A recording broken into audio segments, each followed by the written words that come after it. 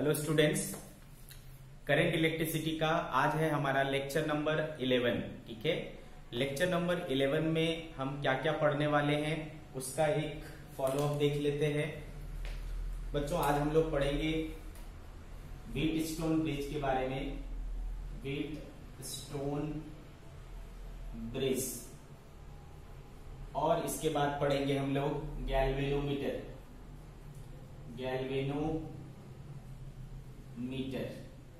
इसके बाद हम लोग पढ़ेंगे एमीटर, और फिर पढ़ेंगे वोल्टमीटर। ठीक है, तो ये 4 टॉपिक हम लोग इस लेक्चर में पढ़ने वाले हैं। Wheatstone bridge, galvanometer, ammeter and voltmeter. ठीक है, व्हीटस्टोन ब्रिज और गैल्वेनोमीटर, एमीटर और वोल्टमीटर, ये सभी जो हम लोग पढ़ रहे हैं बच्चों, बेसिकली हम लोग किसके अंदर पढ़ रहे हैं? ये है इलेक्ट्रिकल इंस्ट्रूमेंट्स के अंदर। ठीक है, ये सारे क्या हैं? इलेक्ट्रिकल इंस्ट्रूमेंट्स हैं, इलेक्ट्रिकल मेजरिंग इंस्ट्रूमेंट्स हैं, है ना। इनसे हम क्या कर सकते हैं? किसी ना किसी क्वांटिटी को मेजर कर सकते हैं। फॉर एग्जाम्पल, है ना, व्हीटस्टोन ब्रिज जो है यूज होता है बच्चों रेजिस्टेंस को मेजर करने के लिए। गैल्वेनोमीटर यूज होता है magnitude and direction of current को मेजर करने के लिए, और एमीटर करंट को मेजर करने के लिए, वोल्टमीटर पोटेंशियल डिफरेंस को मेजर करने के लिए। ठीक है, तो चलो स्टार्ट करते हैं हम लोग व्हीटस्टोन ब्रिज से, है ना। पहला टॉपिक हमारा क्या है? Wheatstone bridge.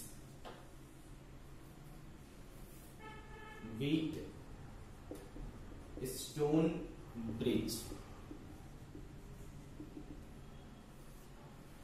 सबसे पहले ये समझते हैं कि व्हीटस्टोन ब्रिज होता क्या है। आपको देखो बच्चों, क्या करना है, आपको 4 रेजिस्टर्स लेने हैं। ठीक है, 4 रेजिस्टर्स लेने हैं, और उन 4 रेजिस्टर्स को, है ना, एक क्वाड्रिलेटरल के 4 साइड्स से रिप्रेजेंट कर देना है। क्लियर है? तो देखो, उन 4 रेजिस्टर्स को हम लोग क्या करेंगे?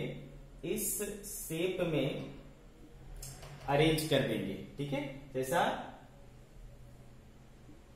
क्वाड्रिलेटरल के 4 साइड्स होते हैं वैसा ही हमने 4 साइड्स बना लिए, और उन चारों रजिस्टर को इनके आर्म्स में क्या करेंगे? फिक्स कर देंगे। ठीक है, तो ये हमने 4 रजिस्टर्स इस तरीके से एक क्वाड्रिलेटरल के फॉर्म में अरेंज कर लिया। ठीक है, ये मान लो R1, ये मान लो R2, ये मान लो R3 एंड ये मान लो R4, है ना। ऐसे मैंने रजिस्टर्स लिख डाले। अब मान लो बच्चों, ये पॉइंट A है, ये पॉइंट सपोज B है, ये पॉइंट सपोज C है, एंड ये पॉइंट क्या है? D है। ठीक है, तो इस तरीके से हमने कनेक्ट कर दिया। अब क्या करना है बच्चों? देखो, एक क्वाड्रिलेटरल में क्या होते हैं बच्चों? 2 डायगोनल होते हैं, एक डायगोनल A और B के बीच में, और एक डायगोनल क्या बनेगा? C और D के बीच में। इनमें से किसी भी 2 डायगोनली अपोजिट पॉइंट्स से के बीच में हम लोग एक क्या करेंगे? बैटरी जोड़ देंगे। ठीक है, हम इनके बीच में एक बैटरी जोड़ देंगे, और बाकी जो 2 डायगोनली अपोजिट पॉइंट्स बचे उनके बीच में हम लोग क्या जोड़ लेंगे? एक गैल्वेनोमीटर जोड़ लेंगे। ठीक है, तो ये जो अरेंजमेंट है बच्चों, इसी को हम लोग क्या कहते हैं? व्हीटस्टोन ब्रिज कहते हैं। Understood? This arrangement is known as Wheatstone bridge. Clear है? अच्छे से समझ में आ रहा है? तो भाई, ये हमने क्या किया? व्हीटस्टोन ब्रिज बनाने के लिए 4 जो है रेजिस्टर्स लिए, R1, R2, R3 और R4, और उसको क्वाड्रिलेटरल के 4 आर्म्स से हमने रिप्रेजेंट कर दिया। ठीक है, और उनके 2 डायगोनली अपोजिट पॉइंट्स के बीच में हमने बैटरी लगा दी, और बाकी बचे 2 डायगोनली अपोजिट पॉइंट्स के बीच में हमने क्या कर लिया? एक गैल्वेनोमीटर लगा लिया। आपको बच्चों ये कमेंट्री सुन कर करके आपको इसके नोट्स लिखने हैं कि हम सर ने क्या क्या बोला, है ना। यही आपका क्या हो जाएगा? इसका थ्योरी हो जाएगा। ठीक है, जो भी बातें मैंने बोली आप उसको सुन करके लिख लिया करें। ठीक है, तो भाई ये हमारा व्हीटस्टोन ब्रिज बन गया। अब व्हीटस्टोन ब्रिज जो है, इसमें से R1, R2, R3 और R4, है ना, इसमें से अगर मान लो किसी एक रेजिस्टेंस की वैल्यू अपने को क्या है? अननोन है सपोज। ठीक है, सपोज हमारे लिए क्या है? ये R3 वैल्यू अननोन है सपोज। ठीक है, R3 वैल्यू हमको नहीं पता है। अच्छा, ये ऐसा करने का क्या मीनिंग होता है आपको समझ में तो आता होगा, क्लास 10th में हमने पढ़ा था कि अगर ये रेजिस्टर है और इसको आपने एरो मार दिया है तो ये क्या कहलाता है, रियोस्टेट कहलाता है ना बच्चों। इसको क्या कहते हैं, रियोस्टेट कहते हैं। ठीक है, तो सपोज ये रियोस्टेट है और मुझे क्या निकालना है, सपोज R4 निकालना है। क्या निकालना है बच्चों, R4 निकालना है। अंडरस्टूड, इस तरीके से। तो या फिर रियोस्टेट का एक और सिंबल होता है बच्चों इस तरीके से, ऐसा। ठीक है, ऐसा भी लिखा रहेगा तो आपको समझ जाना है कि रियोस्टेट है। रियोस्टेट क्या होता है, variable resistor. Rheostat variable resistor, जिसके रेजिस्टेंस के वैल्यू को अपन क्या कर सकते हैं, वेरी कर सकते हैं, इनको हम लोग रियोस्टेट कहते हैं। अंडरस्टूड, तो इस तरीके का हमने सर्किट तैयार कर ली। ये हमारा हो गया वो व्हीटस्टोन ब्रिज। इस शेप को हम लोग क्या कहते हैं, व्हीटस्टोन ब्रिज कहते हैं। बच्चों, व्हीटस्टोन ब्रिज का एक स्पेशल केस होता है जिसको हम लोग कहते हैं बैलेंस्ड व्हीटस्टोन ब्रिज। ठीक है, balanced Wheatstone bridge, balanced Wheatstone bridge. ठीक है, अब सवाल उठता है कि ब्रिज को बैलेंस कैसे किया जाए।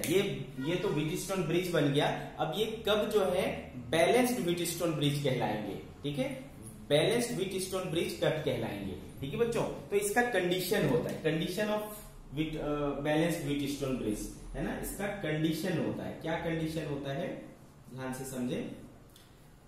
ये जो पॉइंट्स हैं C और D, पॉइंट C और D है ना, अगर इनका पोटेंशियल इक्वल हो जाए, VC और VD क्या हो जाएगा बच्चों, इक्वल हो जाए, तब हम लोग क्या कहते हैं कि ब्रिज क्या हो गया, बैलेंस हो गया। ठीक है, ये यहां का पोटेंशियल VC और यहां का पोटेंशियल VD अगर बराबर हो जाएगा तो ये दोनों पोटेंशियल सेम पोटेंशियल पर हो जाएंगे। और अगर ऐसा होगा तो इसमें करंट क्या फ्लो होगा बच्चों, इसमें कोई करंट फ्लो नहीं होगा, है ना। गैल्वेनोमीटर के अंदर जो करंट जाएगा, मान लो उसको IG बोलता हूं, है ना, the current which goes into the galvanometer is known as IG। अगर वो जीरो है ना, गैल्वेनोमीटर में करंट क्या हो जाएगा, जीरो हो जाएगा, है ना। क्यों, क्योंकि यहां और यहां का पोटेंशियल सेम है, यहां पे ये बीच में कोई पोटेंशियल डिफरेंस नहीं है। अगर पोटेंशियल डिफरेंस नहीं है तो करंट कैसे फ्लो होगा, नहीं होगा। ठीक है, तो दूसरा कंडीशन क्या हो सकता है, सेकेंड कंडीशन क्या है कि IG क्या हो जाए, जीरो हो जाए। ठीक है, IG जीरो हो जाए। IG जीरो हो जाए मतलब क्या हुआ, क्या मतलब हुआ कि galvanometer shows null deflection। Null deflection मतलब क्या होता है, नल डिफ्लेक्शन मतलब क्या होता है, वो जीरो शो करेगा। ठीक है, गैल्वेनोमीटर। अच्छा, गैल्वेनोमीटर क्या होता है ना, ये हम लोग आगे पढ़ेंगे, अभी मैं फिलहाल बता दूं। गैल्वेनोमीटर क्या होता है, जो करंट को सेंस करता है। ठीक है, करंट को सेंस करने वाली डिवाइस है गैल्वेनोमीटर। ठीक है, तो गैल्वेनोमीटर का अगर आपने लैब में जाकर के देखा होगा गैल्वेनोमीटर, तो कुछ इस घड़ी के शेप का है ना, वॉच के शेप का होता है। ठीक है, और इसमें एक निडल होती है। ठीक है, और ऐसे इधर ये वैल्यूज लिखे होते हैं। तो नल डिफ्लेक्शन का मतलब होता है कि ये अपने जीरो पोजीशन पर रहेगा। ठीक है, कहीं इधर उधर मूव नहीं करेगा, वो जीरो पोजीशन पर रहेगा, नल पोजीशन पर रहेगा, नल डिफ्लेक्शन होगा, यानी कोई डिफ्लेक्शन नहीं होगा। ठीक है, इस कंडीशन में अगर आ गया आपका गैल्वेनोमीटर तो आप समझ जाओ कि आपका ब्रिज क्या है, बैलेंस्ड है। ठीक है, तो what is the condition of bridge to be balance, VC equals to VD होना चाहिए, IG इक्वल्स टू 0 होना चाहिए, मतलब इस ब्रांच में कोई करंट नहीं जाना चाहिए, है ना। अगर इसमें गैल्वेनोमीटर लगा हुआ है तो वहां पर है ना डिफ्लेक्शन क्या होना चाहिए, 0 होना चाहिए, तब हम कहेंगे कि ये जो व्हीटस्टोन ब्रिज है वो क्या है, बैलेंस है। अंडरस्टूड इतनी बातें, ठीक है भाई। अच्छा, अब जब ऐसा हो गया, एक चीज और देखिए बच्चों, तो मान लो बच्चों ये बैटरी है, बैटरी जब मैंने लगाई तो यहां से क्या होगा, करंट जाएगा, फ्लो करेगा I है ना। अब यहां से क्या होगा, करंट डिवाइड होगा, सपोज I1, और इधर क्या गया बच्चों, सपोज I2। क्लियर है, और इधर क्या गया, सपोज इधर क्या गया बच्चों। अब एक सवाल उठता है कि हमने पहले ही ले लिया है, क्योंकि बैलेंस्ड ब्रिज की बात कर रहे हैं, और बैलेंस ब्रिज में हमने पहले ही सब ले लिया है क्या चीज कि इस ब्रांच में कोई करंट नहीं जाएगा, इधर कोई करंट नहीं जाएगा, तो ये पूरा का पूरा करंट किस में जाएगा बच्चों, इसमें जाएगा। आ रही बात समझ में, इधर तो कुछ जाना नहीं है, तो ये पूरा किधर जाएगा, इस तरफ जाएगा, तो इस ब्रांच में भी क्या जाएगा, I1 जाएगा। सिमिलरली इधर से भी देखो, इधर से कुछ करंट आ नहीं रहा है, इधर से I2 आया, तो पूरा किधर जाएगा, इसी में जाएगा, तो इस ब्रांच में भी क्या करंट बहेगा, I2 ही बहेगा। तो इस पूरे ब्रांच में I1 बह रहा है और इधर पूरे में क्या बह रहा है, I2 बह रहा है। समझ गए। मान लो बच्चों इस पॉइंट को का पोटेंशियल VA ले लिया और इस पॉइंट का पोटेंशियल क्या ले लिया, VB ले लिया। अंडरस्टूड। तो भाई ये हो गया हमारा सर्किट का हाल।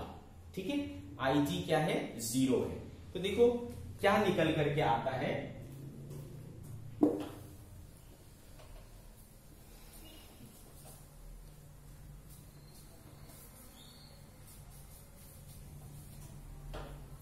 सी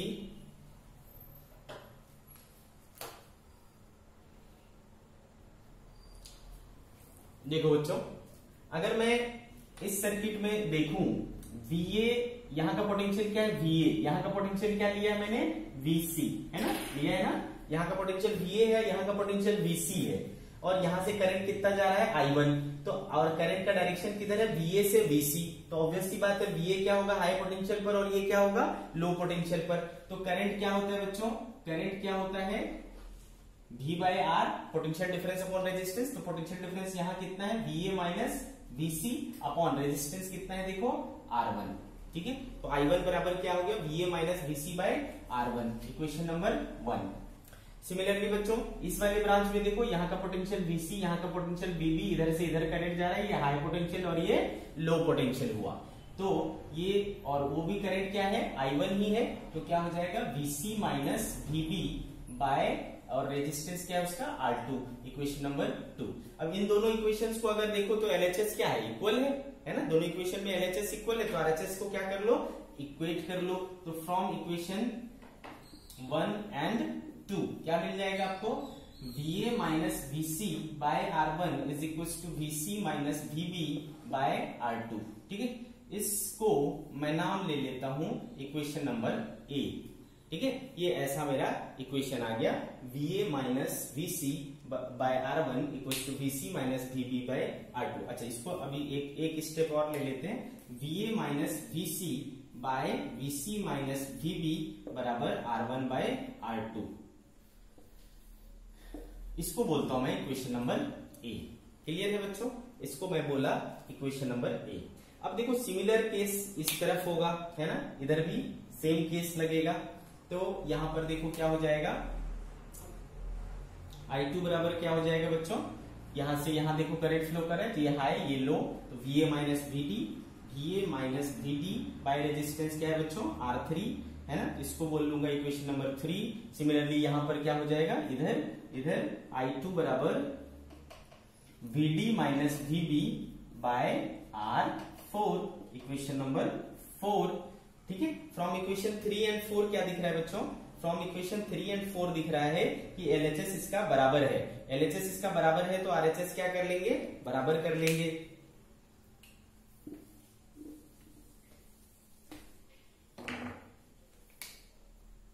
ठीक है, तो भाई इक्वेशन 3 एंड 4 से, फ्रॉम इक्वेशन 3 एंड 4 क्या हो जाएगा बच्चों, VA minus VD by R3 is equals to VD minus VB by R4, है ना, ऐसा हो जाएगा। तो therefore VA minus VD by VD minus VB बराबर क्या हो जाएगा बच्चों, R3 बाय R4, है ना, R3 बाय R4 ऐसा आ गया। अच्छा, अब चूंकि हम देखो इक्वेशन अब स्टार्टिंग में ही ले चुके थे कि ये C और ये D पॉइंट का पोटेंशियल क्या है, इक्वल है ना, VC इक्वल टू VD है ना, VC इक्वल्स टू VD है, पहले से हम ले चुके हैं। सॉरी, ये कुछ हमने गड़बड़ किया, हाँ नहीं ठीक है, VA माइनस VD। ठीक है, तो इस तरीके से हो गया। क्लियर। अब मैं क्या कर सकता हूं बच्चों, चूंकि VC और VD क्या है, बराबर है, तो आप क्या ले सकते हो, VA माइनस, यहां देखो हमारे पास क्या आया था, VA माइनस VC, ठीक है बच्चों। अब चूंकि VC और VD बराबर है तो VD को क्या कर सकता हूं, रिप्लेस कर सकता हूं VC से। आ रही बात समझ में? तो VD को मैं VC से रिप्लेस कर देता हूं इस इक्वेशन में, तो क्या हो जाएगा देखो,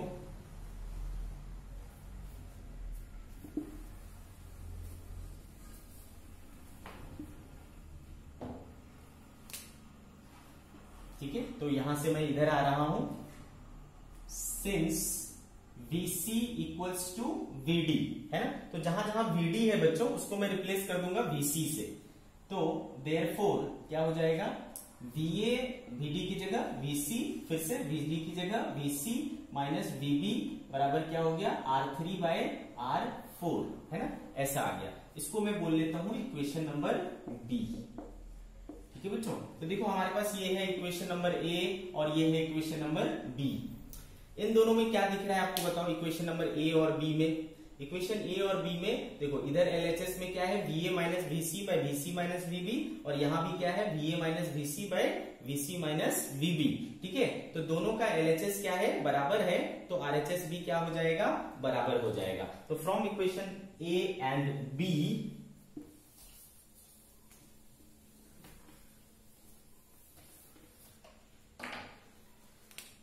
from equation A and B है ना, R1/R2 बराबर क्या हो जाएगा, R3/R4। R1/R2 बराबर क्या हो जाएगा, R3/R4। ऐसा कब आया बच्चों, जब हमने ये मान रखा था कि ब्रिज में क्या हो, जो ये वाला आर्म है, सॉरी ये वाला जो कंपोनेंट है उसमें कितना करंट जा रहा है, 0 जा रहा है। ठीक है, और इस कंडीशन को क्या कहते हैं, बैलेंस ब्रिज का कंडीशन कहते हैं। तो देखो उसी सिचुएशन को फॉलो करते हुए हमारे पास ये आया कि R1/R2 बराबर क्या हुआ, R3/R4 है ना। चूंकि बच्चों इसमें करंट जा रहा है कि नहीं जा रहा है, इसको पता करने के लिए तो हमको क्या करना पड़ेगा, पहले यहां पर ये पता होना चाहिए है ना, गैल्वेनोमीटर लगाना पड़ेगा, फिर मेजर करना पड़ेगा। लेकिन अगर हम R1, R2, R3, R4 को देख लें तो डायरेक्टली हमें समझ में आ जाएगा कि अगर ये रूल फॉलो करे तो हमें समझ में आ जाएगा कि ये ब्रिज बैलेंस है या नहीं है। अगर ऐसा हुआ तो ब्रिज क्या होगा, बैलेंस होगा। तो ये सबसे इंपॉर्टेंट कंडीशन है ब्रिज के बैलेंस होने का, condition of bridge to be balanced.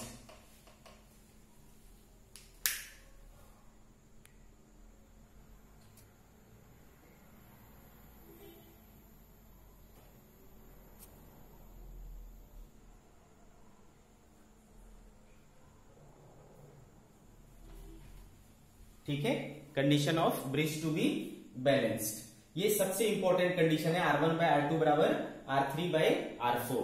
Clear है, तो देखो यहां से क्या समझ में आया कि R1/R2 ये वाले और R3/R4 यानी इस ब्रांच और इस ब्रांच का रेशियो और इस ब्रांच और इस ब्रांच का रेशियो अगर बराबर हो जाए तो ब्रिज क्या हो जाएगा, बैलेंस हो जाएगा। क्लियर है, अगर इस ब्रांच और इस ब्रांच का रेशियो और इस ब्रांच और इस ब्रांच का रेशियो बराबर हो तो हम क्या कहेंगे कि ब्रिज क्या है, बैलेंस है। ठीक है, और जब ब्रिज बैलेंस होता है तो इस कंपोनेंट में कोई करंट नहीं जाता है। जब इस कंपोनेंट में कोई करंट नहीं जाता है तो इस वाले कंपोनेंट को आप क्या कर सकते हो बच्चों, रिमूव कर सकते हो, इसकी यहां पर कोई जरूरत नहीं है ना, आप इस ब्रांच को हटा सकते हो। क्लियर है, कब, जब ब्रिज बैलेंस हो, सिर्फ उस कंडीशन में आप इसको हटा सकते हो। तो ये सबसे बेनिफिट मिल जाता है, सबसे बड़ा बेनिफिट मिल जाता है ब्रिज के बैलेंस होने का। व्हीटस्टोन ब्रिज के बैलेंस होने का सबसे बड़ा बेनिफिट क्या है कि आप इस वाले ब्रांच को हटा सकते हो। अब आप क्वेश्चन करते वक्त कैसे डिसाइड करोगे कि कौन सा ब्रांच हटाना है। ठीक है, तो देखो इसके पता करने के दो तरीके हैं। एक, जिन डायगोनली अपोजिट पॉइंट्स के बीच में बैटरी लगा हुआ है, ठीक है, ये देखो ए और बी के बीच में बैटरी लगा हुआ था, तो अगर इसमें कोई चीज जुड़ा हुआ है तो उसको आप नहीं हटा सकते। आप हमेशा किसको हटा सकते हो, उसके डायगोनली इस डायगोनल को छोड़ करके जो दूसरा डायगोनल है उसके बीच के कंपोनेंट्स को हटा सकते हो। क्लियर है, बैटरी लगा हो जिस डायगोनल के बीच में उसके कंपोनेंट हटा नहीं सकते आप। अगर मान लो यहां पर कोई चीज जुड़ा हुआ होता तो इसको नहीं हटा सकते हम। ठीक है, चाहे भले ये इक्वल्स टू ये हो जाए, ये बाय ये और ये बाय ये इक्वल हो जाए, लेकिन हम इस ब्रांच को नहीं हटा सकते। ठीक है, किस ब्रांच को हटा सकते हैं? जिस डायगोनल में बैटरी लगा है उसको छोड़ करके जो दूसरा डायगोनल होगा उसके बीच में जो कुछ भी जुड़ा होगा आप उसको क्या कर सकते हो? हटा सकते हो। ठीक है, ये चीज आपको ध्यान रखना है। या दूसरा तरीका क्या हुआ कि कभी आपको बोला गया कि ए से बी के बीच में रेजिस्टेंस निकालो, equivalent resistance between A and B. तो जब मैं ऐसा बोलता हूं कि find equivalent resistance between A and B, तो ऑटोमेटिकली आपको क्या करना है? ए से बी की तरफ करंट बहाना है। तो ए से बी की तरफ करंट कैसे बहेगा? जब ए से बी के बीच में बैटरी जोड़ूंगा। तो ए से बी के बीच वाली चीज को नहीं उड़ा सकते आप, इसको उड़ा सकते हो उसके बाद जो बचा डायगोनल उसकी चीजों को उड़ा सकते हो। समझ गए क्या? तो this is all about Wheatstone bridge. क्या समझ में आया? 4 रजिस्टर क्वाड्रिलेटरल के फॉर्म में जुड़े होते हैं, उसके 2 डायगोनली अपोजिट पॉइंट्स के बीच में आप क्या जोड़ दो? सेल जोड़ दो, और उसके बचे 2 डायगोनली अपोजिट पॉइंट्स के बीच में एक गैल्वेनोमीटर जोड़ दो या कोई भी कंपोनेंट जोड़ दो। ठीक है, समझ गए? अगर R1/R2 और R3/R4 का रेशियो इक्वल हो गया तो ब्रिज को क्या बोलेंगे? बैलेंस बोलेंगे। और बैलेंस ब्रिज के कंडीशन में आप इस वाले ब्रांच को हटा सकते हो, चाहे वो कुछ भी हो, वहां चाहे रजिस्टर हो, चाहे कैपेसिटर हो, गैल्वेनोमीटर हो, आप उन सब चीजों को क्या कर सकते हो? रिमूव कर सकते हो, हटा सकते हो। आप उस सर्किट में मौजूद नहीं मान करके आप क्वेश्चन को सॉल्व कर सकते हो। ये फायदा मिल जाता है अपने को। अब इसका यूज क्या है ना? व्हीटस्टोन ब्रिज का यूज क्या है? सबसे अच्छा यूज, सबसे जो इंपॉर्टेंट यूज है इसका, वो है to find resistance. Unknown resistance की वैल्यू को फाइंड करने में इसका यूज करते हैं। ठीक है, it is used in measuring unknown resistance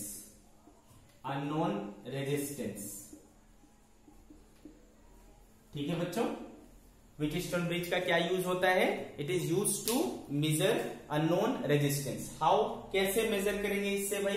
तो देखो यहाँ पर 4 रजिस्टर है और रिलेशन क्या, और यहाँ पर हमने चारों रजिस्टर को लगा दिया, जिसमें से 3 की वैल्यू क्या है हमें पता है। 3 वैल्यूज आर नोन। अगर 3 वैल्यूज पता है और चौथी हमको पता नहीं है, हम क्या करेंगे? इसमें सेट करेंगे। क्या सेट करेंगे बच्चों? गैल्वेनोमीटर लगाएंगे और इसमें तब तक चेंजेस करेंगे जब तक IG इक्वल टू क्या हो जाए? 0 हो जाए। ठीक है, तब तक चेंजेस करेंगे, है ना? इसलिए हमने एक क्या लगा रखा है? वेरिएबल रेजिस्टेंस लगा रखा है, ताकि हम वैल्यू को चेंज कर सके। तो जब तब तक चेंज करेंगे जब तक यहाँ पर गैल्वेनोमीटर में करंट क्या शो कर दे? 0 कर दे। जब गैल्वेनोमीटर में करंट शो कर देगा 0, तो इसका मतलब हो जाएगा कि ब्रिज हमारा क्या हो गया? बैलेंस। जब ब्रिज बैलेंस हो गया तो ये वाला इक्वेशन फॉलो करना पड़ेगा, है ना? R1/R2 बराबर क्या हो जाएगा? R3/R4।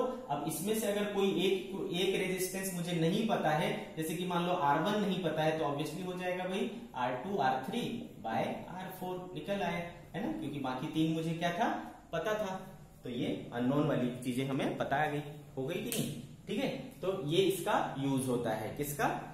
व्हीटस्टोन ब्रिज का। काफी इंपॉर्टेंट है। ठीक है, इसके ऊपर हम लोग मीटर ब्रिज भी पढ़ते हैं, वो आगे चल करके हम लोग पढ़ने वाले हैं। ठीक है,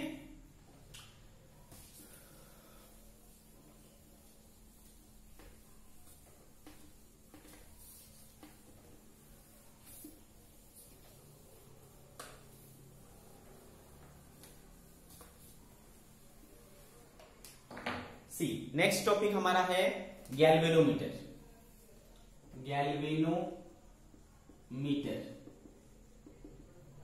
ठीक है बच्चों, गैल्वेनोमीटर जो होता है ये भी एक क्या है बच्चों? मेजरिंग इंस्ट्रूमेंट है, जो क्या मेजर करता है? करंट। ठीक है, करंट के मैग्नीट्यूड और उसके डायरेक्शन को मेजर करता है गैल्वेनोमीटर। ठीक है, तो चलो उसको लिख लेते हैं। It is a device which can measure magnitude and direction of, ठीक है, magnitude and direction of current.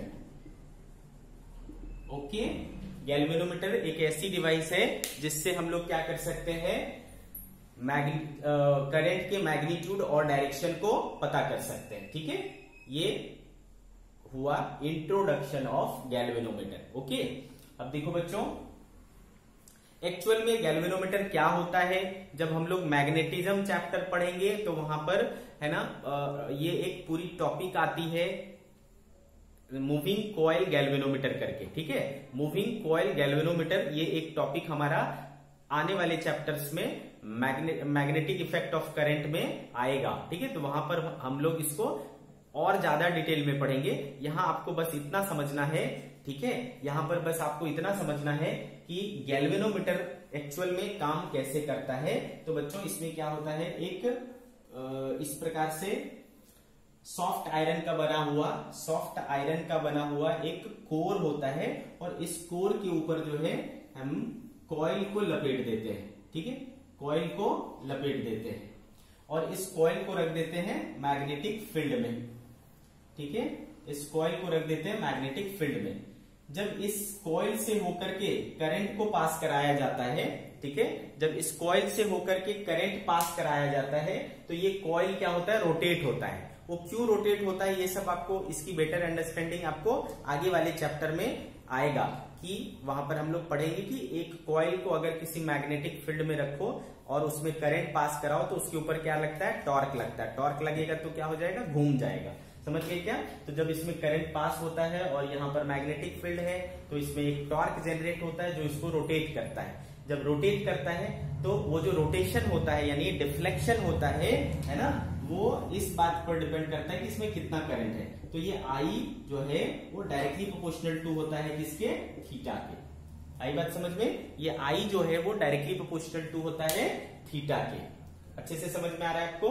ठीक है, इसी चीज पर बेस्ड है हमारा गैल्वेनोमीटर का वर्किंग। ठीक है, ये बेसिकली आप मान के चलो कि ये मेन फंडा है ना, प्रिंसिपल है किसका, गैल्वेनोमीटर का। ठीक है, तो मैं आपको यहां पर लिख देता हूं, principle of working of galvanometer. ठीक है, क्या है भाई कि इसमें जो करंट फ्लो होगा वो डायरेक्टली प्रोपोर्शनल टू होता है किसके, डिफ्लेक्शन के।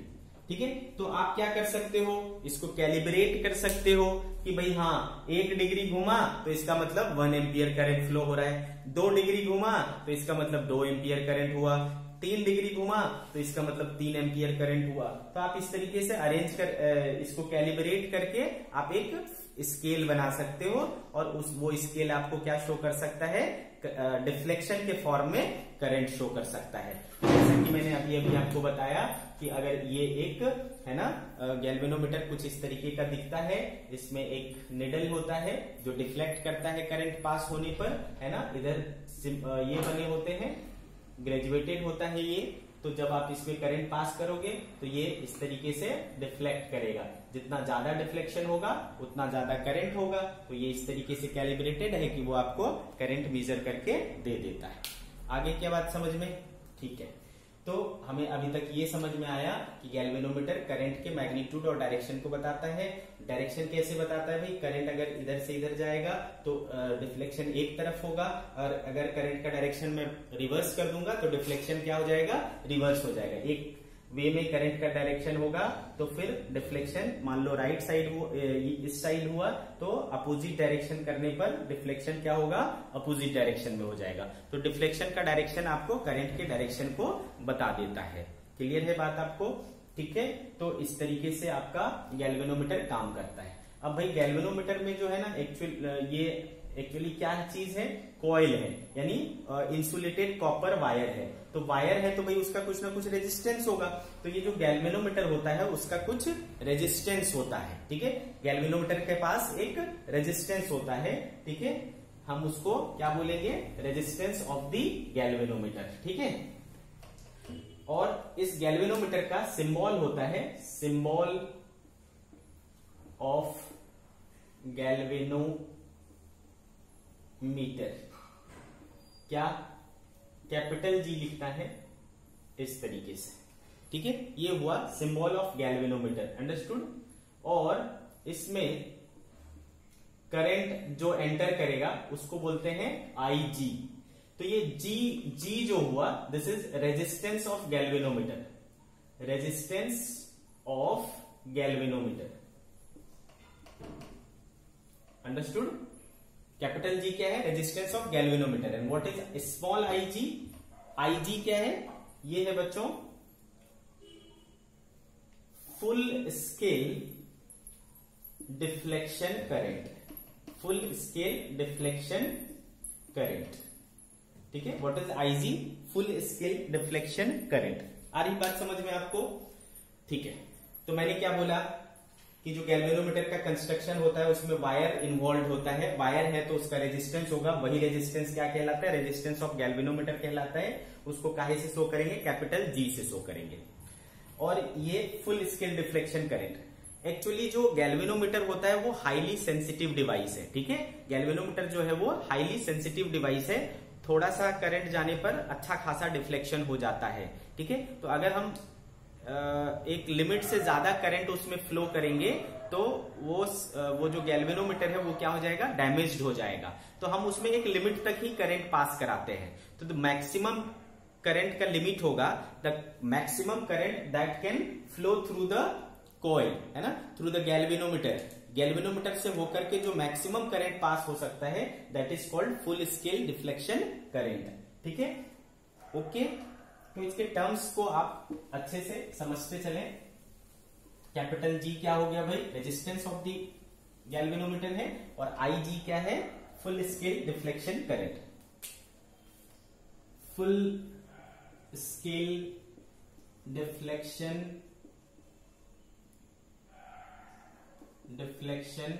करंट, ठीक है, IG से शो कर सकते हैं, फुल स्केल डिफ्लेक्शन करंट। तो क्या हो जाएगा इसका definition, the maximum current that can be passed through, ठीक है, the maximum current that can be passed through कहां, galvanometer, through the galvanometer is known as full scale deflection current, ठीक है बच्चों। फुल स्केल डिफ्लेक्शन करंट क्या से show करते हैं, IG से। ओके, तो ये जो फुल स्केल डिफ्लेक्शन करंट होता है वो बहुत छोटा होता है, जनरली माइक्रो एम्पियर में होगा, ठीक है। जनरली क्या होगा, माइक्रो एम्पियर में होगा, बहुत छोटा होगा। मेन करंट से फुल स्केल डिफ्लेक्शन करंट बहुत छोटा होता है, क्लियर है। तो इससे हमें ये समझ में आता है कि हम एक सर्टेन अमाउंट से ज्यादा करंट गैल्वेनोमीटर से होकर के पास नहीं करा सकते। तो इसका मतलब क्या है कि गैल्वेनोमीटर जो है बहुत बड़ा करंट को मेजर नहीं कर सकता। आगे बात समझ में, गैल्वेनोमीटर जो है वो बहुत बड़े करंट को मेजर नहीं कर सकता, क्लियर है। तो फिर भाई अगर मुझे बड़े करंट को मेजर करना है तो हम क्या करेंगे, ठीक है। बड़े करंट को मेजर करना है तो हम क्या करेंगे, समझते हैं इसको।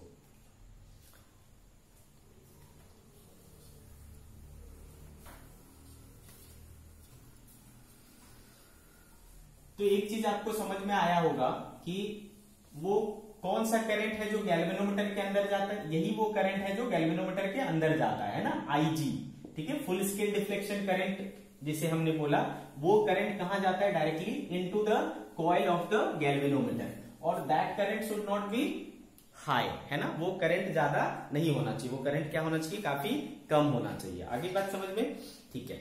अब हमें क्या करना है, अगर बड़े करंट को मेजर करना है ना, लार्ज करंट को मेजर करना है, तो फिर क्या करेंगे। तो फिर हम लोग क्या करते हैं, गैल्वेनोमीटर में ना थोड़ा सा मॉडिफिकेशन करते हैं।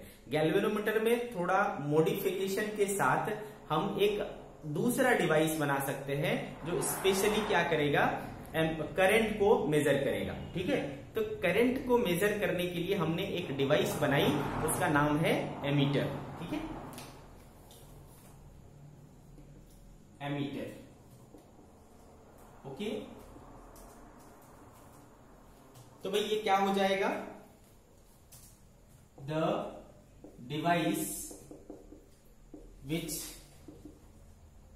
Can measure current is called ammeter. ठीक है, तो एमीटर क्या है भाई, करंट मेजरिंग डिवाइस है basically. What is ammeter, ammeter is a current measuring device. इतनी बातें हमें समझ में आ गई। ठीक है, दूसरा चीज, हमेशा हमेशा, अच्छा पहले ये देख लो सिंबल क्या होता है एमीटर का, सिंबल ऑफ एमीटर, ए जहां से करंट एंटर करेगा प्लस, जहां से करंट बाहर आएगा माइनस। ठीक है, एमीटर का सिंबल ऐसा होता है। ठीक है, अब आपको क्या करना है, करंट मेजर, जैसे कि मान लो मैं ये एक सर्किट तैयार करता हूं इस तरीके से, तो इसमें क्या होगा बच्चों, ये V है, ये R है, तो इसमें करंट पास होगा। अब इस करंट को अगर मुझे मेजर करना है ना, अगर मुझे इस करंट को मेजर करना है तो मैं क्या करूंगा, करंट को मापने वाली मशीन लगाऊंगा, करंट को मापने वाली डिवाइस लगाऊंगा, और करंट को मापने वाली डिवाइस क्या है, एमीटर है। तो इस एमीटर को क्या करना पड़ता है, इसके सर्किट में लगाना पड़ेगा। ठीक है, तो हम लगाएंगे कैसे इस सर्किट में, एमीटर को करंट मापने के लिए लगाएंगे कैसे, तो हमेशा ध्यान रहे बच्चों, एमीटर को सर्किट में कैसे जोड़ा जाता है, सीरीज में जोड़ा जाता है।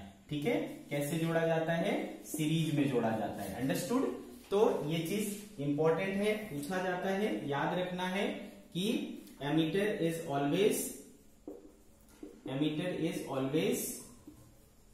Connected in series with the circuit to measure current. ठीक है भाई, करंट को मेजर करने के लिए एमीटर को हमेशा क्या जोड़ा जाता है, सीरीज में जोड़ा जाता है। क्लियर है, तो ये बात इंपॉर्टेंट है, याद रखना है, आपसे पूछेगा, अक्सर पूछा जाता है कि how ammeter is connected in the circuit, तो it is connected in series.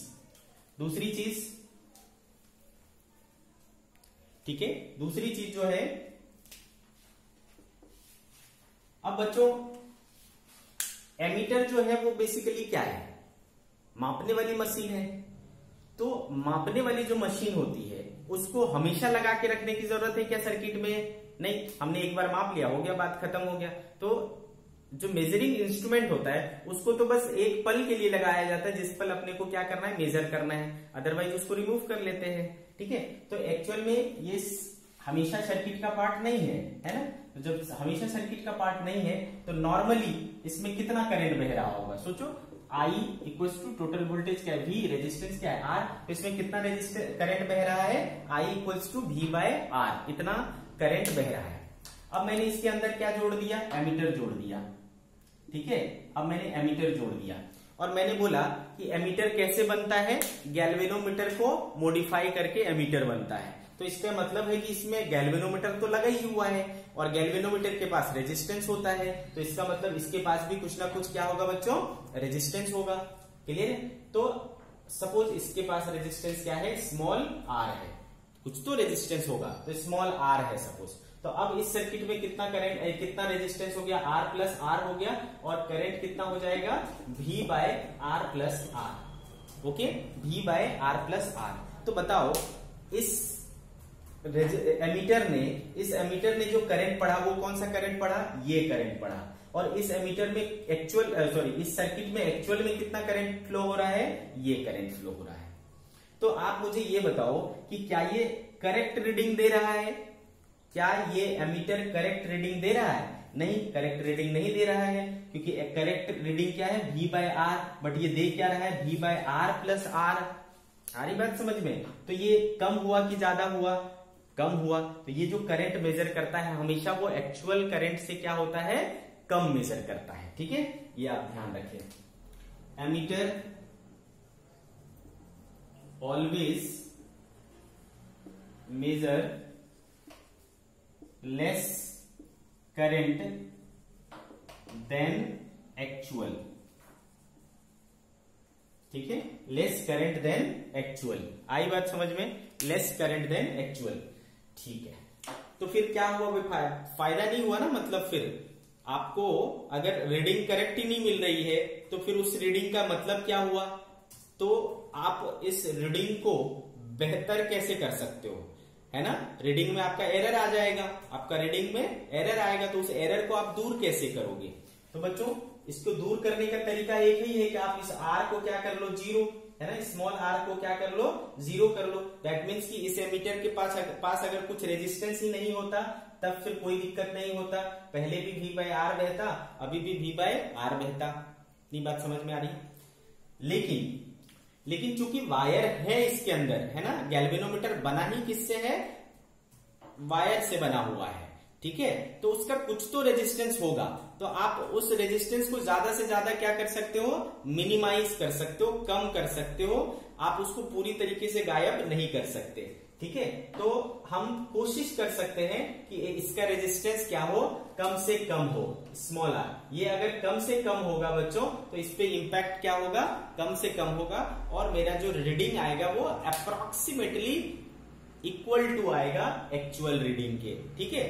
तो इस पर्पस के लिए, है ना, इस पर्पस के लिए एमीटर की रीडिंग को क्या रखा जाता है, कम से कम रखा जाता है, जितना पॉसिबल हो सके उतना कम रखने की कोशिश की जाती है। तो आपसे क्वेश्चन पूछेगा बच्चों कि एमीटर का रेजिस्टेंस क्या होना चाहिए, हाई होना चाहिए कि लो होना चाहिए, तो आपको क्या बोलना है, low, as much as possible that much low आपको रखना है उसकी वैल्यू, ठीक है।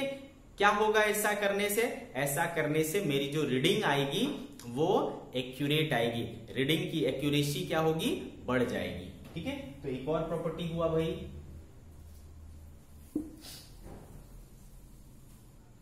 ठीक है, इसको भी आप नोट कर लें। क्या भाई, कि the resistance of emitter should be as low as possible, ठीक है, as low as possible, clear है। आइडियल अगर एमीटर है तो आइडियली क्या होगा, आइडियली लो कितना हुआ भाई, जीरो, आइडियल लो क्या हुआ, जीरो, समझ गए क्या। तो फॉर आइडियल एमीटर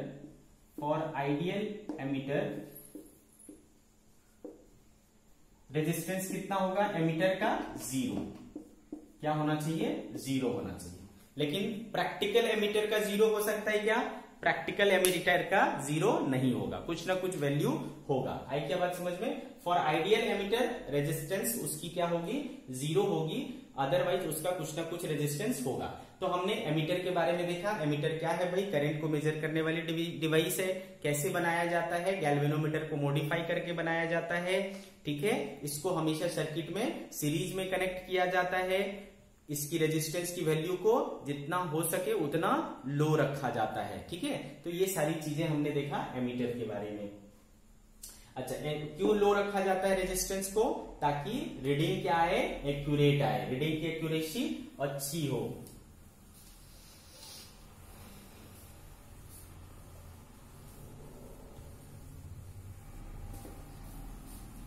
अब मैंने आपको क्या बोला कि एमीटर को बनाओगे कैसे, तो बनाओगे आप गैल्वेनोमीटर से, ठीक है। तो आप गैल्वेनोमीटर को क्या कर सकते हो, कन्वर्ट कर सकते हो एज एमीटर। तो हम पढ़ेंगे बच्चों कन्वर्जन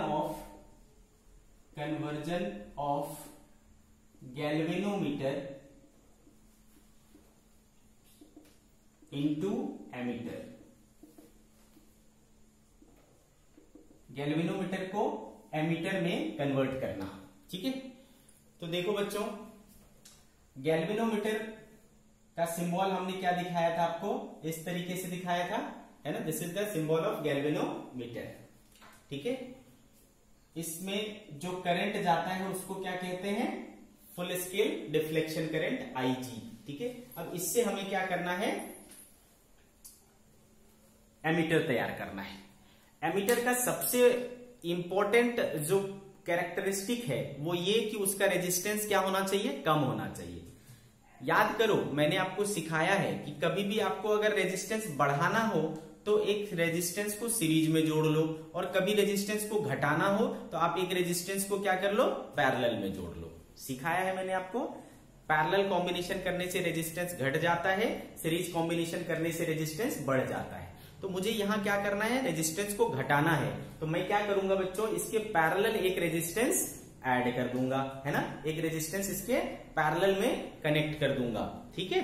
अच्छा, दूसरी चीज और याद रखना कि अगर मैं दो रेजिस्टर को पैरेलल में कनेक्ट करता हूं, जैसे कि एक लेता हूं बच्चों 6 ओम और एक लेता हूं 3 ओम, और इन दोनों को पैरेलल में जोड़ देता हूं, तो याद करो आर इक्विवेलेंट क्या होता है, R1 R2 bye R1 plus R2।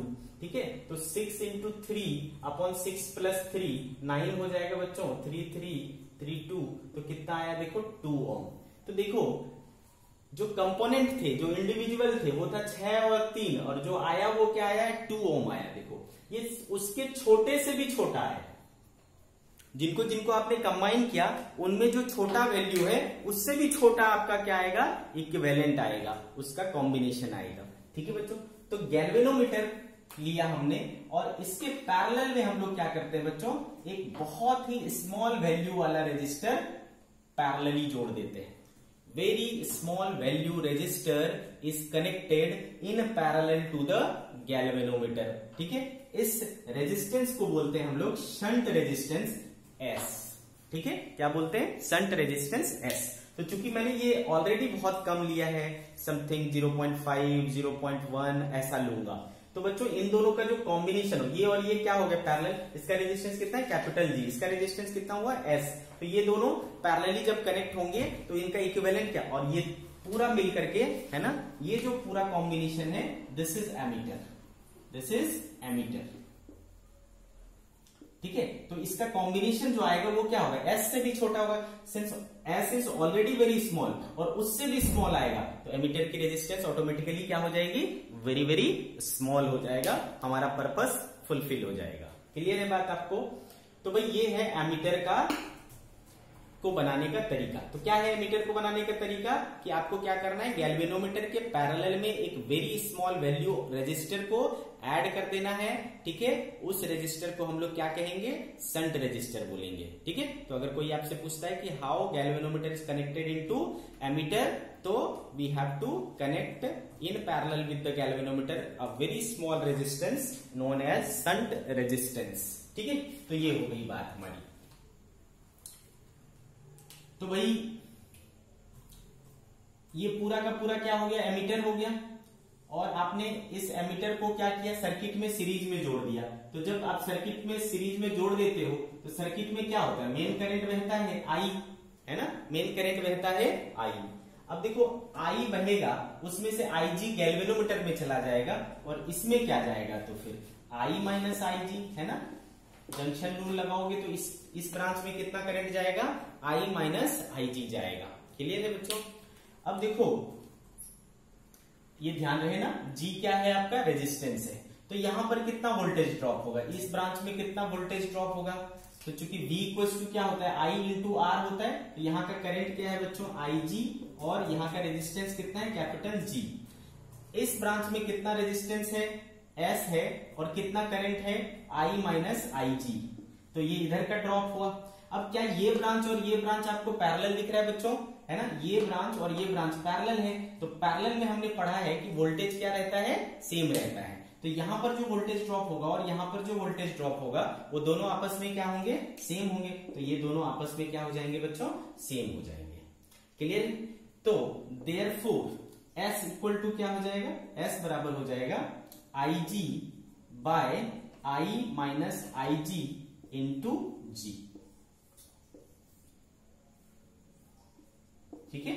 S बराबर क्या हो गया, आई जी बाय आई माइनस आई जी इंटू जी। ठीक है। What is this S, S is the resistance, shunt resistance, है ना, एस क्या है, शंट रेजिस्टेंस। ठीक है। What is shunt resistance, small value resistance connected in parallel with the galvanometer coil. ठीक है, small value resistance connected in parallel with, ठीक है, small value resistance connected in parallel with the galvanometer, ठीक है, इसको कहते हैं हम लोग शंट रेजिस्टेंस। तो अगर आपको शंट रेजिस्टेंस की वैल्यू पता करनी है ना, क्लियर है बच्चों, कि हमें एक गैल्वेनोमीटर बनानी है ना, हमें एक एमीटर बनानी है जो क्या कर सके, आई करंट को मेजर कर सके। ठीक है, आई करंट को मेजर कर सके, तो उसके लिए मुझे कितना शंट जोड़ना पड़ेगा, तो इतना शंट जोड़ना पड़ेगा। This is the formula by which you can find out the shunt resistance. ठीक है, गैल्वेनोमीटर को एमीटर में बदलने के लिए क्या जरूरी है, एक स्मॉल वैल्यू रेजिस्टेंस जिसको हम लोग शंट रेजिस्टेंस कहते हैं, उसको ऐड करने की जरूरत होती है। वो रेजिस्टेंस की वैल्यू कितनी होगी वो इस चीज पर डिसाइड होता है कि हमको कितना एम्पियर तक का करंट मेजर करना है, यानी हमारे एमीटर का रेंज क्या है, 0 से 5 एम्पियर तक मेजर करना है, 0 से 3 एम्पियर तक का मेजर करना है, 0 से 2 एम्पियर तक का मेजर करना है, कहां तक मेजर करना है। तो रेंज ऑफ एमीटर पर डिपेंड करता है कि हम कौन सा शंट की वैल्यू लेंगे। ठीक है, उतना रेजिस्टेंस आपको क्या करना पड़ेगा, जोड़ना पड़ेगा। तो इस तरीके से है ना, आपके ऊपर आपके एग्जाम में इसके ऊपर न्यूमेरिकल होते हैं कि what shunt resistance value is required to make an ammeter from a given galvanometer like this. ठीक है, इस तरीके से आपका क्वेश्चन रहेगा, तो आपको ये फॉर्मूला यूज करना है। ठीक है बच्चों, तो इसमें से IG आपको पता ही है क्या होता है बच्चों, full scale deflection current. Capital G आपको पता ही है क्या होता है ना, कैपिटल G क्या, ये आप लिखते चलेंगे साइड में क्या क्या कौन सा टर्म किसको शो करता है। तो IG is full scale deflection current, capital G is resistance of galvanometer. तो what is capital I, capital I is the range, है ना, जैसे कि बोला 0 से 5 एम्पियर तक, तो 5 एम्पियर क्या हो गया आपका I। आपको बोला 0 से 10 एम्पियर की रेंज का आपको एक एमीटर बनाना है, तो 10 क्या हो गया I। ठीक है, तो ये हुआ आपका बच्चों तरीका कन्वर्ट करने का गैल्वेनोमीटर को एमीटर में। अंडरस्टूड।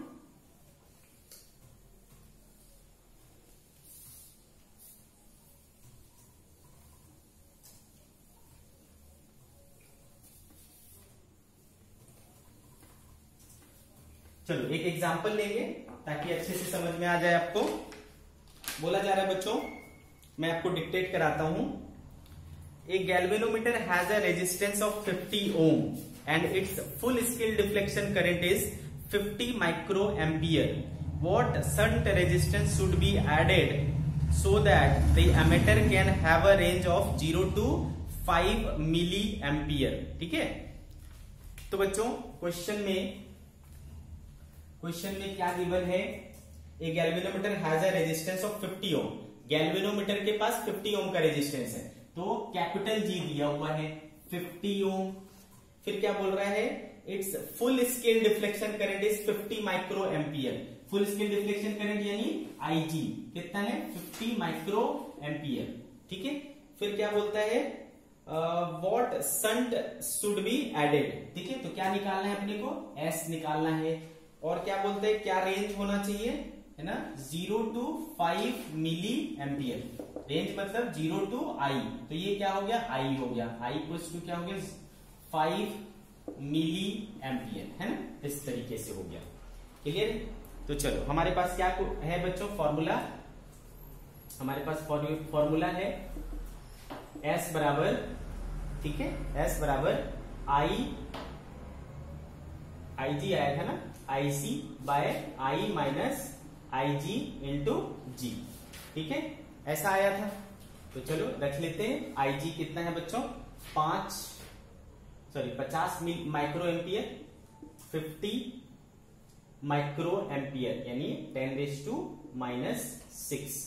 ठीक है, अपॉन आई माइनस आई जी। आई कितना है बच्चों 5 मिली एम्पियर, 5 इंटू 10⁻³ माइनस आई जी क्या हो जाएगा 50 इंटू 10⁻⁻6, ठीक है, 50 इंटू 10⁻⁻6 इंटू कैपिटल जी कितना है 50, ठीक है, कितना है 50। तो इस तरीके से आया बच्चों। अब देखो ये 10⁻³ और ये क्या है 10⁻⁻6, ठीक है, तो इसके सामने ये क्या है बच्चों बहुत छोटा है ना, इसके सामने ये काफी छोटा है, तो आप इसको अप्रोक्सीमेटली है ना ये कर सकते हो, क्या मान सकते हो, निग्लेक्ट कर सकते हो, ठीक है। तो क्या बचा बच्चों देखो 50 इंटू 10⁻⁻6 अपॉन 5 इंटू 10⁻⁻3, 10⁻⁻3 ये क्या बच जाएगा बच्चों 10⁻⁻3 बच जाएगा, 1 5 कट गया बच्चों 10, और ये क्या बच जाएगा -1, यानी क्या हो गया 0.5 ओम। तो कितना शंट रेजिस्टेंस जोड़ना पड़ेगा 0.5 ओम आपको जोड़ना पड़ेगा। तो बच्चों इस तरीके के बहुत क्वेश्चन मिल जाएंगे आपको बुक्स में, आप लगाइए है ना, आपको आईजी दिया रहेगा, आपको रेंज दिया रहेगा और शंट रेजिस्टेंस निकालने में पूछा जाएगा, ठीक है।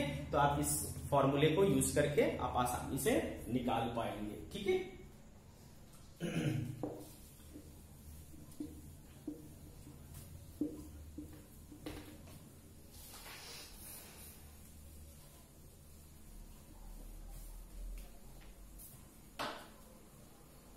चलो आगे बढ़ते हैं। नेक्स्ट जो हमारा टॉपिक है बच्चों वो है वोल्ट मीटर। वोल्ट मीटर, ध्यान से सुने बच्चों, वोल्ट मीटर क्या है, आप इसको लिखते चलें, मैं जो भी बोलता हूं आप उसको लिखते चलें, ठीक है। वोल्ट मीटर एक डिवाइस है जो क्या करता है, पोटेंशियल डिफरेंस को मेजर करता है, वोल्टेज को मेजर करता है, ठीक है बच्चों। तो इसका इंट्रोडक्शन आप क्या लिख लोगे, the device by which we can measure the potential difference across any 2 points is called voltmeter, ठीक है, understood. The device by which we can measure the potential difference across any 2 points is called voltmeter, ठीक है। तो ये हो गया बच्चों इसका इंट्रोडक्शन। इसकी सिंबल जो होती है, सिंबल वो कुछ इस तरीके से है, देखो V ये ऐसा, ठीक है, प्लस माइनस, इधर से एंटर करेगा उधर प्लस और जिधर से बाहर आएगा उधर माइनस, ठीक है। इस तरीके से आ रही बात समझ में आपको, ये हो गया सिंबल वोल्ट मीटर का, ओके। अब देखो बच्चों इसकी भी कुछ प्रॉपर्टीज होती है, okay, properties of volt meter. अब जैसे कि मैं एक सर्किट तैयार करता हूं, ठीक है, इसमें सपोज आई करंट जा रहा है, तो क्या होगा बच्चों, इसके दोनों टर्मिनल्स के बीच में क्या होगा, ड्रॉप होगा, पोटेंशियल ड्रॉप होगा, और उस पोटेंशियल ड्रॉप को हमें क्या करना है, मेजर करना है, ठीक है। तो अपन क्या करते हैं, इसके पैरेलल में वोल्ट मीटर को कनेक्ट कर देते हैं, ठीक है, इसके पैरेलल में अपने वोल्ट मीटर को अपन क्या कर देते हैं, कनेक्ट कर देते हैं, ठीक है। तो हमेशा याद रखें बच्चों कि वोल्ट मीटर को सर्किट में कैसे कनेक्ट किया जाता है, parallel to the circuit. Ammeter को कैसे कनेक्ट किए थे, series, in series with the circuit, voltmeter को in parallel with the circuit, है ना, काफी इंपॉर्टेंट है, पूछा जाता है अक्सर। Voltmeter is connected in parallel with the circuit, ठीक है। ये बात समझ में आ गई आपको, क्लियर है, ठीक है भाई। अब देखो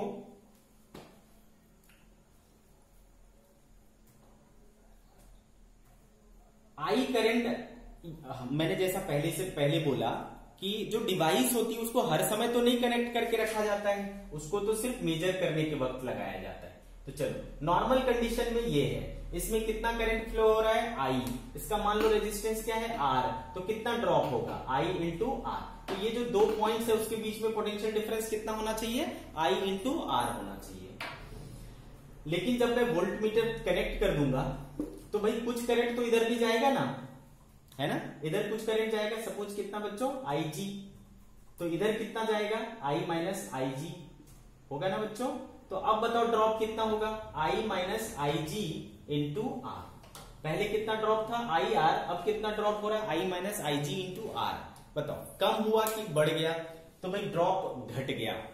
एक्चुअल में वहां पर कितना वोल्टेज ड्रॉप हो रहा है, इतना, और ये बढ़ कितना रहा है, I minus IG into R। तो भाई जो मेजर्ड वैल्यू है ना, जो उसने मेजर किया वो एक्चुअल से क्या आ रहा है, कम आ रहा है, मतलब एरर हो रहा है ना। इसके मेजरमेंट में क्या है, एरर आ रहा है। ठीक है, तो इस मेजरमेंट का कोई मतलब नहीं है जिसमें एरर आ रहा है। ठीक है, तो भाई क्या चल सकता है, ये चल सकता है कि अगर एरर हो भी रहा है तो वो एरर क्या होना चाहिए, बहुत कम होना चाहिए, बहुत बहुत बहुत कम होना चाहिए। तो हम इस एरर को मिनिमाइज कैसे कर सकते हैं, हम इस एरर को मिनिमाइज तब कर सकते हैं जब ये IG क्या हो बच्चों, बहुत छोटा हो, मतलब इसमें जो करंट जाए वो क्या हो, बहुत छोटा हो, है ना। इसमें जो करंट जाए वो अगर बहुत छोटा होगा, ठीक है, तो फिर अगर मान लो निग्लिजिबल ही हो जाए ये, है ना, अगर ये निग्लिजिबल ही हो जाए तो IR का IR ही रहेगा। तो हम क्या चाहेंगे कि हम ये चाहेंगे कि वोल्ट मीटर में करंट क्या जाए, बहुत कम जाए, ठीक है, ताकि हमारी रीडिंग क्या आए, सही आए। तो भाई इधर रेजिस्टेंस कम, इधर करंट कम जाए, इसके लिए क्या करना पड़ेगा, आपको पता है कि जो करंट होता है उसके पास टेंडेंसी होती है कि वो मिनिमम रेजिस्टेंस वाले पाथ को फॉलो करता है, ज्यादा रेजिस्टेंस वाले पाथ को फॉलो नहीं करता। ठीक है, ज्यादा रेजिस्टेंस वाले पाथ को अवॉइड करता है करंट। ठीक है, तो अगर मैं इसके रेजिस्टेंस को, वोल्ट मीटर के रेजिस्टेंस को बहुत बहुत बहुत ज्यादा कर दूं, है ना, बहुत ज्यादा कर दूं, तो इधर ज्यादा रेजिस्टेंस रहेगा तो करंट इधर जाना पसंद नहीं करेगा। ठीक है, बहुत कम करंट इधर जाएगा।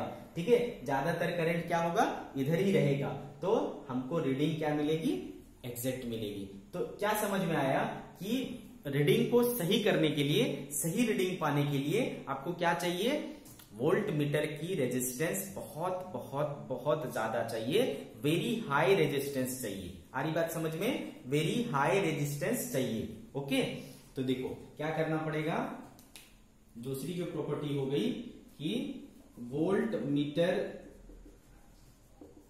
Should have very very high resistance.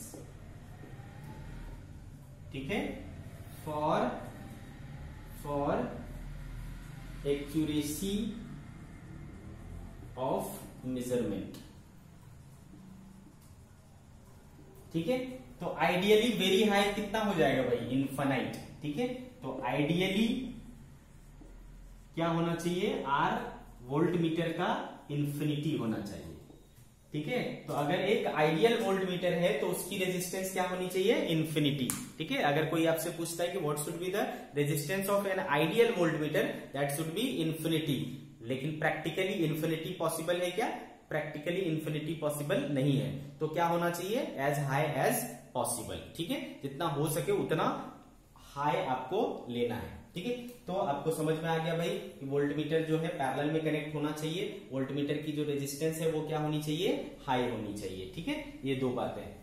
फिर अब हमें वोल्ट मीटर बनाना कैसे है। ठीक है, तो अगेन वोल्ट मीटर भी आप क्या कर सकते हो, कैल्विनोमीटर में जरूरी मॉडिफिकेशन करके आप वोल्ट मीटर बना सकते हो। ठीक है, क्या है वो जरूरी मॉडिफिकेशन, देखो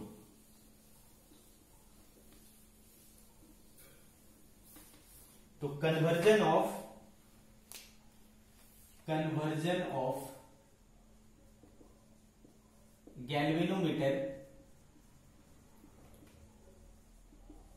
इनटू वोल्ट मीटर। ठीक है, conversion of galvanometer into volt meter. तो जो सबसे बड़ा फैक्टर है ना वोल्ट मीटर का, वो क्या है कि उसका रेजिस्टेंस ज्यादा चाहिए। तो जैसा कि मैंने आपको सिखाया है कि रेजिस्टेंस अगर ज्यादा चाहिए तो आपको क्या करना पड़ेगा, सीरीज कनेक्शन करना पड़ेगा रेजिस्टेंस का। कम चाहिए था उसमें, है ना, एमीटर में कम चाहिए था तो हमने पैरेलल कनेक्ट कर दिया था।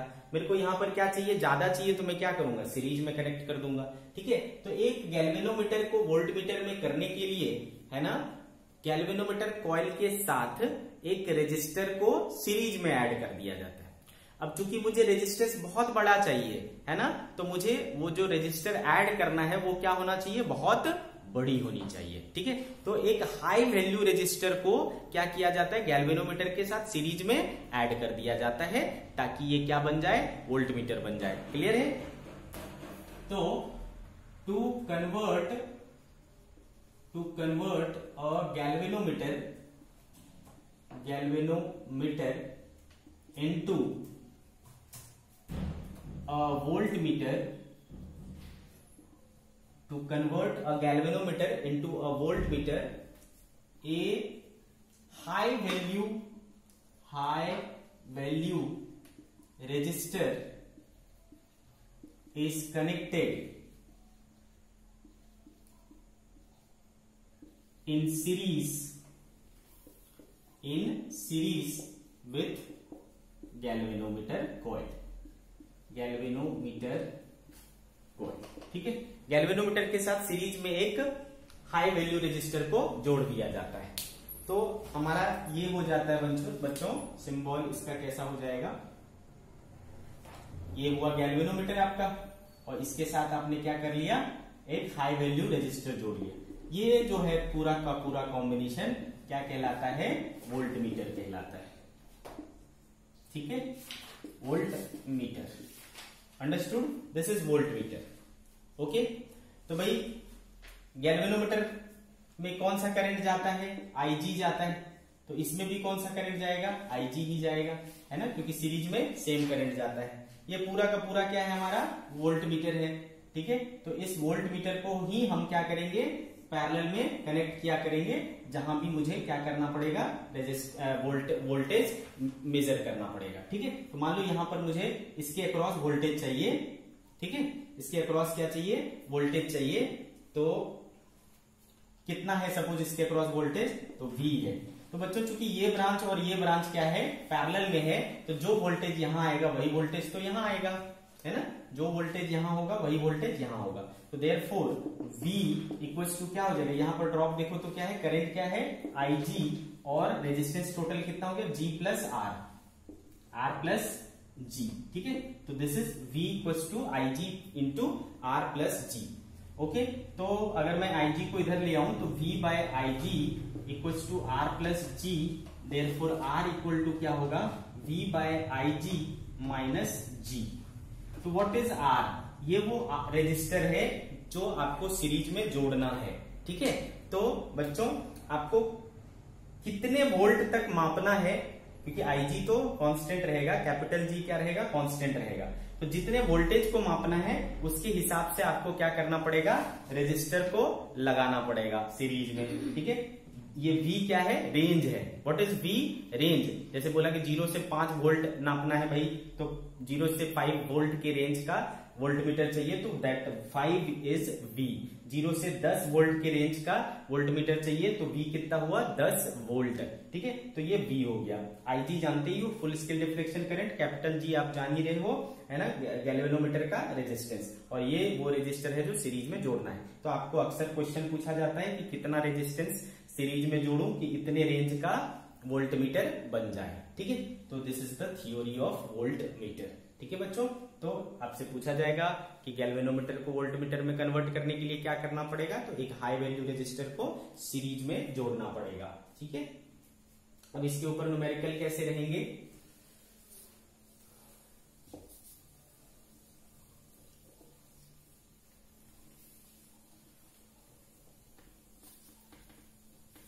सी सपोज मैं बोलता हूं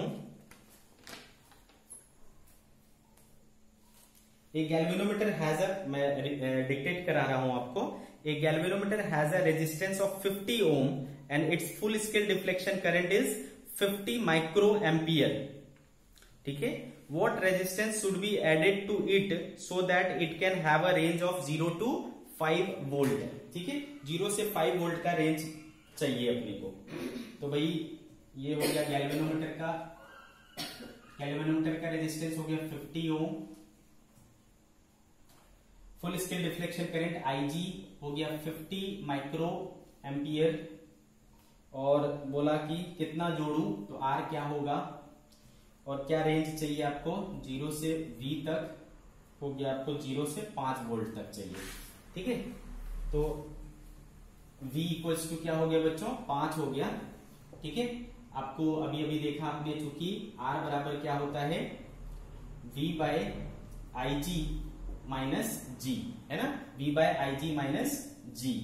तो देखो रख लो वैल्यूज को, R बराबर V कितना है बच्चा, V है 5, है ना, upon IG deflect full scale deflection current कितना है 50 माइक्रो एम्पियर, तो 50 इंटू 10⁻⁻⁶ माइनस G कितना है आपके पास 50 ओम। ठीक है, 50 ओम। ठीक है, तो ये हो गया बच्चों, तो आप इसको सॉल्व कर लो। 5 से ये क्या हो जाएगा बच्चों, -5 हो जाएगा, 1 हो गया, 10⁻² क्या हो जाएगा, 10⁻5 माइनस 50। ठीक है, 10⁻5 माइनस 50, कुछ मिस्टेक तो नहीं किया मैंने, सॉरी, हाँ G 50 हो गया, V इज 5। ठीक है, तो 10⁻5 माइनस 50, तो आप इसको कर लोगे बच्चों 10, 1 2 3 4, है ना, 5 माइनस 50 कितना हो जाएगा देख लो, 0 5 9, है ना, 9 9। ठीक है, 99,950।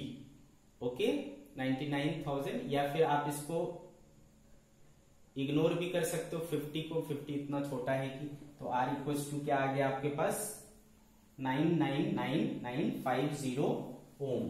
ठीक है, क्लियर है बच्चों, आप इसको इग्नोर करना चाहो तो इग्नोर भी कर सकते हो। तो इस तरीके से देखो ये कितना बड़ा वैल्यू मिला, है ना, बहुत बड़ा वैल्यू मिला। ठीक है, तो हमेशा हम लोग क्या करते हैं, सीरीज में एक बड़ा लार्ज वैल्यू रेजिस्टर जोड़ते हैं गैल्वेनोमीटर को वोल्टमीटर में कन्वर्ट करने के लिए। तो इस तरीके के बहुत सारे प्रॉब्लम्स आपके बुक में मिल जाएंगे, आप इसके ऊपर प्रैक्टिस करिए। ठीक है, कुछ भी दिक्कत हो तो भेजने का, ठीक है,